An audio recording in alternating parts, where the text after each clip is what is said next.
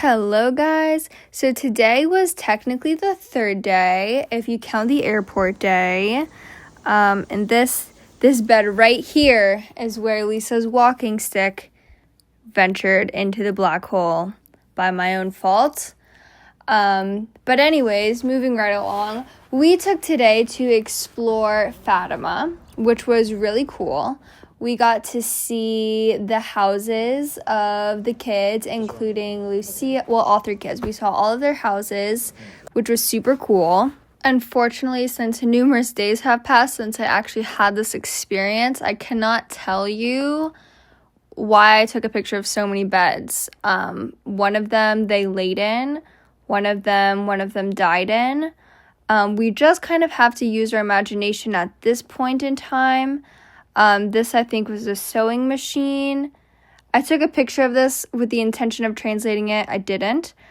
And that was like the farmhouse, the cooking area, with the logs and the fire. And then we ventured to the angel apparition sites.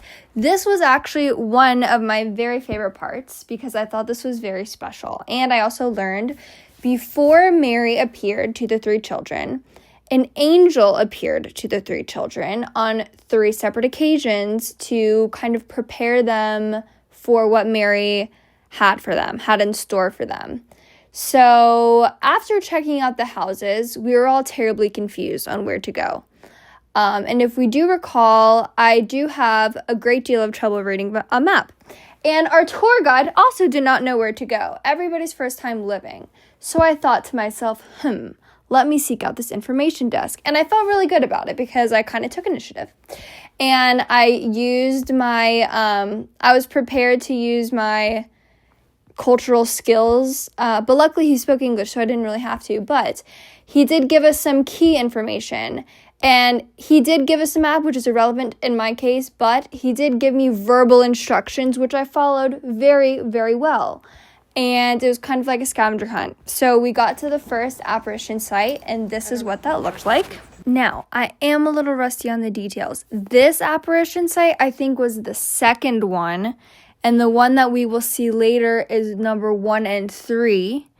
But before we reached that site, we did some other exploring. So we saw some other museum things. So these were the keys to the door. I got excited because I could read it, I could understand. It was kind of fun to piece together Portuguese and Spanish when we got to Spain.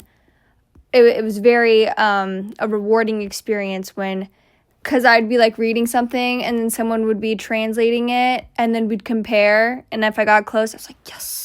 Super fun and exciting.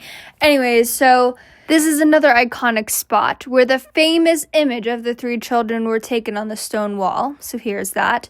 Then we found our way to the 1 and 3rd apparition site, which was just lovely. And then we speed walked because, we're on time with the bus. We had a speed walk to the Hungarian chapel, which was given to them by Hungary, hence the title Hungarian Chapel.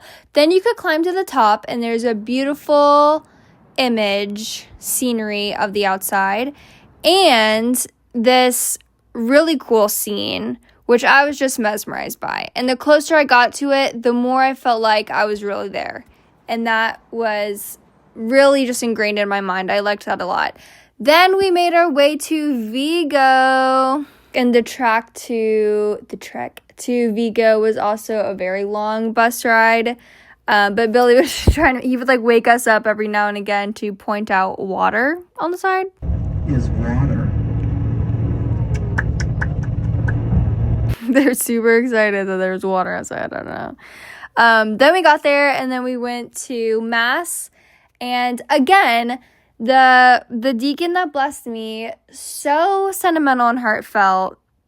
He touched my head, actually, unheard of, and I just really felt that blessing through my body.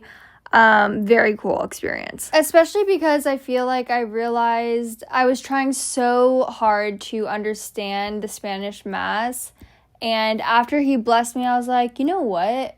maybe I should just focus on being in the presence of God and just like accepting what comes instead of trying to piece together every word and clue. It's like taking away from it. So that was an interesting and fun realization.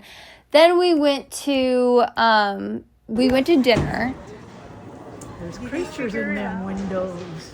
At this place. And I was very thankful because there was only, I think, 2 people on the trip that spoke Spanish.